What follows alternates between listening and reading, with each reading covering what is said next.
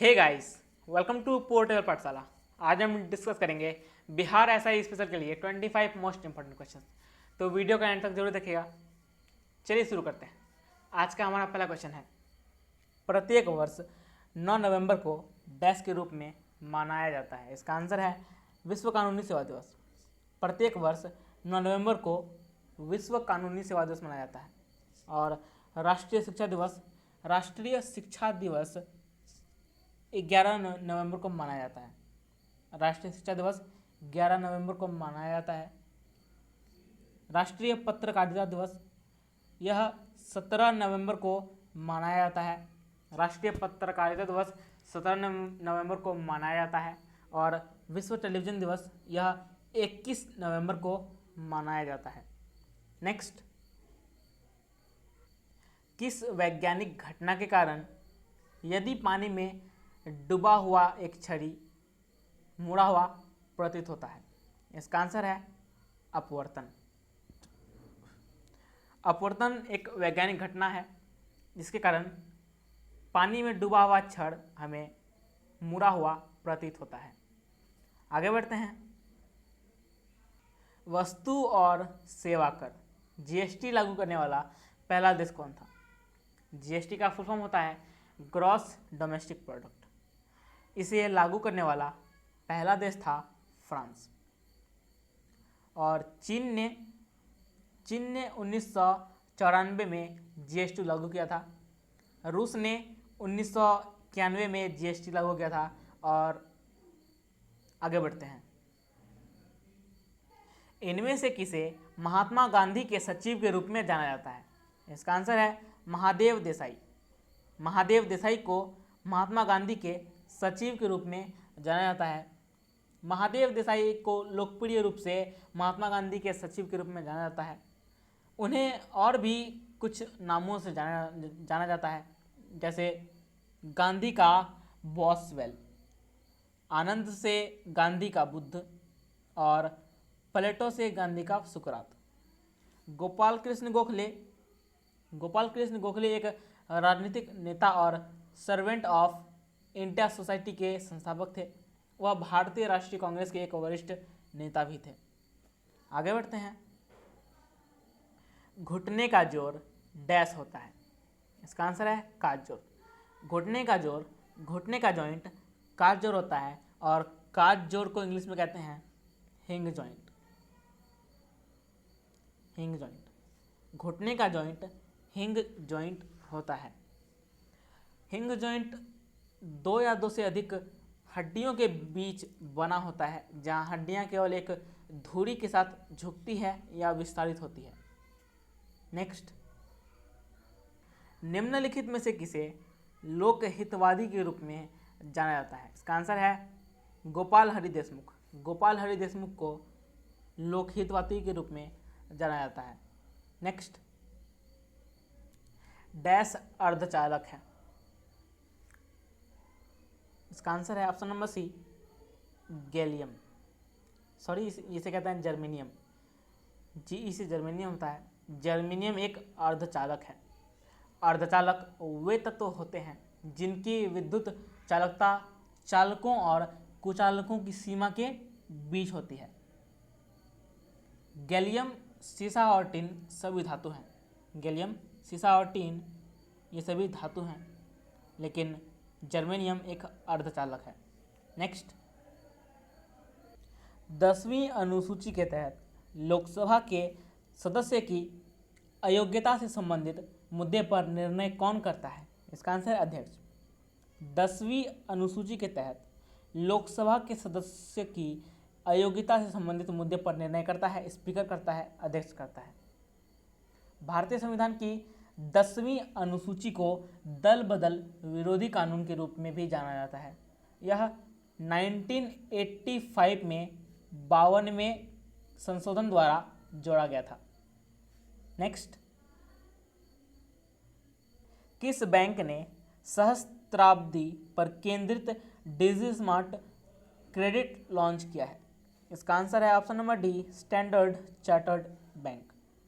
Standard chartered bank ने सहस्त्राब्दी पर केंद्रित डिजी स्मार्ट क्रेडिट कार्ड लॉन्च किया। नेक्स्ट, फाइलेरिया का कारण क्या है? फाइलेरिया का कारण है परजीवी। फाइलेरिया परजीवी के कारण होता है। नेक्स्ट, निम्नलिखित में से कौन सी मिश्र धातु का उपयोग दांत की गुहाओं को भरने के लिए किया जाता है? इसका आंसर है mercury, silver, tin. Option number A, mercury, silver और टीन मिश्र धातु का उपयोग दांत की गुहाओं को भरने के लिए किया जाता है। दांत की गुहाओं को भरने हेतु उपयोग की जाने वाली मिश्र धातु को डेंटल अमलगम कहा जाता है। इसे कहते हैं dental amalgam. Next, William Bentinck ने किस भू राजस्व प्रणाली की शुरुआत की थी? इसका आंसर है महलवाड़ी प्रथा। विलियम बेंटिक ने 1833 में महलवाड़ी प्रथा लागू की थी। इस प्रणाली में भूमि को महलों में विभाजित किया गया था, जहां प्रत्येक महल में एक या अधिक गांव होते थे। भूमि का स्वामित्व किसानों को दिया जाता था और जिसमें कर संग्रह की जिम्मेदारी ग्राम समिति की होती थी। आगे बढ़ते हैं। डैश को सार्वभौमिक विलायक के रूप में जाना जाता है? इसका आंसर है जल। जल को सार्वभौमिक विलायक के रूप में जाना जाता है।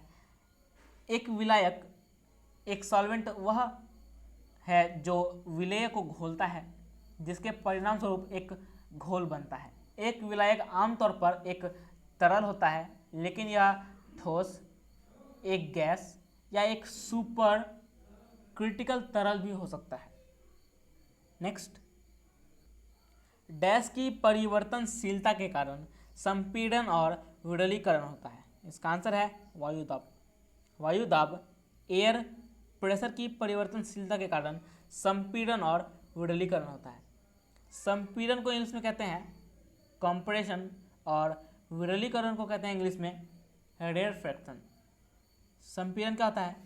संपीड़न एक अनुदैर्घ्य तरंग में एक क्षेत्र है जहां कण एक दूसरे के निकटतम होते हैं, और एक विरलीकरण, एक रेरफैक्शंस एक अनुदैर्घ्य तरंग में एक क्षेत्र में पाए जाते हैं जहां कण अलग अलग होते हैं।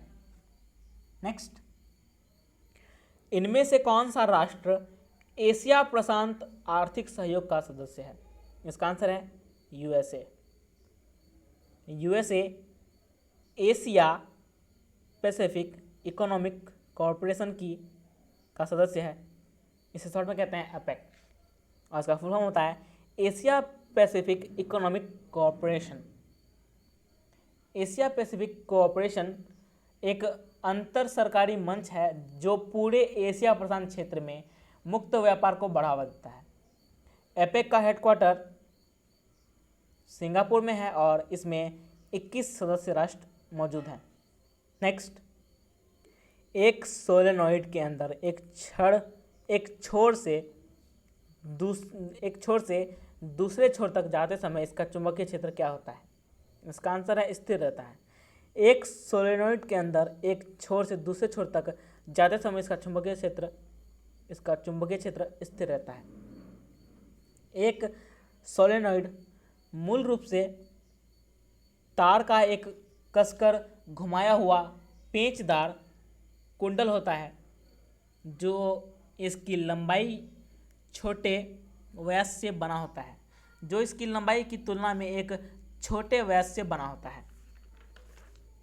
जब एक चुंबकीय क्षेत्र को एक सोलेनॉइड के अंदर उत्पन्न किया जाता है तो यह लागू विद्युत प्रवाह और प्रति इकाई लंबाई में घुमावों की संख्या दोनों के अनुपात के बहुत अधिक होता है। इसलिए चुंबकीय क्षेत्र सोलेनॉइड के व्यास पर निर्भर नहीं होता है और अंदर का क्षेत्र स्थिर रहता है।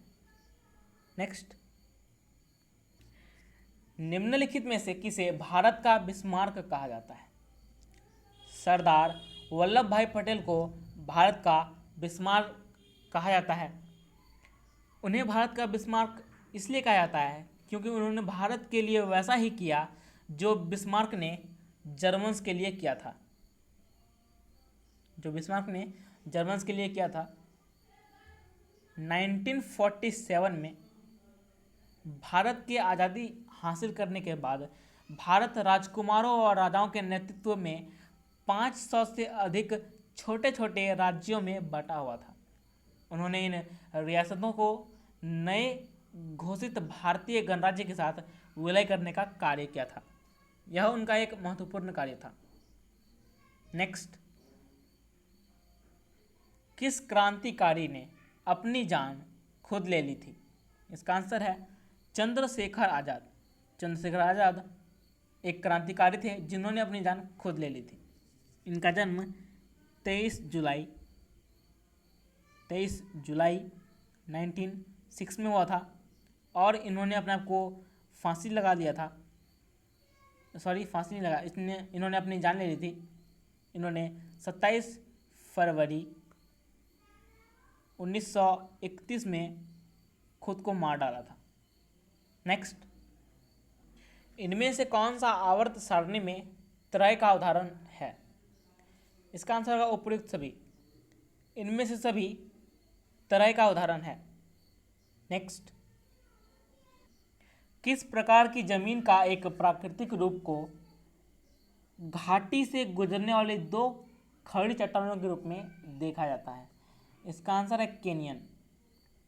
कैनियन प्रकार की जमीन का एक प्राकृतिक रूप को घाटी से गुजरने वाली दो खड़ी चट्टानों के रूप में देखा जाता है। नेक्स्ट, शाहजहां का पूरा नाम क्या था? शाहजहां का पूरा नाम था मिर्जा साहब उद्दीन बेग मोहम्मद खान खुर्रम। शाहजहां का पूरा नाम था मिर्जा साहब उद्दीन बेग मोहम्मद खान खुर्रम। नेक्स्ट, पाइका विद्रोह किस राज्य में हुआ था? पाइका विद्रोह ओडिशा में हुआ था। पाइका विद्रोह ओडिशा में 1817 ईस्वी में हुआ था। नेक्स्ट, कौन सा वर्णक पराबैंगनी किरणों के हानिकारक प्रभाव से पौधों की रक्षा करता है? इसका आंसर है कैरोटीनाब। कैरोटीनाब इसे इंग्लिश में कहते हैं कैरोटीनॉइड। कैरोटीनॉइड पराबैंगनी किरणों के हानिकारक प्रभाव से पौधों की रक्षा करता है। कैरोटीनॉइड कई पौधे कवक और बैक्टीरिया द्वारा संश्लेषित पीले, नारंगी या लाल रंग के वर्णक हैं। प्रकाश संश्लेषण में उपयोग के लिए वे प्रकाश ऊर्जा को अवशोषित करते हैं और पर्णहरित को पराबैंगनी किरणों के हानिकारक प्रभाव से बचाते हैं। और हानिकारक प्रभाव को इंग्लिश में कहते हैं फोटो डैमेज। वे पौधों की अतिरिक्त प्रकाश ऊर्जा को नष्ट कर फोटो डैमेज से बचाते हैं, जिसे वे ताप के रूप में अवशोषित करते हैं। नेक्स्ट, निम्नलिखित में से कौन बोरेक्स का रासायनिक सूत्र है? बोरेक्स का रासायनिक सूत्र है Na2B4O7 इंटू 10H2O। बोरेक्स का रासायनिक सूत्र होता है Na2B4O7 into 10H2O। Borax sodium का एक अयस्क है। अयस्क क्या होता है? तो अयस्क एक प्राकृतिक रूप से पाया जाने वाला खनिज या चट्टान है जिसमें से धातु निकाली जाती है। क्लियर है? आगे बढ़ते हैं। अंग्रेजी उपन्यास कूली किसने लिखा है? इसका आंसर है मुल्कराज आनंद। मुल्कराज आनंद ने अंग्रेजी उपन्यास कूली लिखा है और कूली 1936 में प्रकाशित की गई थी। यह पुस्तक भारत में ब्रिटिश शासन और भारत की जाति व्यवस्था के लिए अत्यंत आलोचनात्मक है। सो फ्रेंड्स, ये थे हमारे आज के 25 most important questions of Bihar SI special. Video कैसा लगा आपको और क्वेश्चंस कैसे थे हमें कमेंट में ज़रूर बताएं। और अगर वीडियो पसंद आया हो तो लाइक करें, शेयर करें और पोर्टल पाठशाला को सब्सक्राइब कर लें और बेल आइकन को भी जरूर प्रेस कर लें ताकि हमारे आने वाले कोई भी अपडेट आपसे मिस ना हो जाए। Thank you.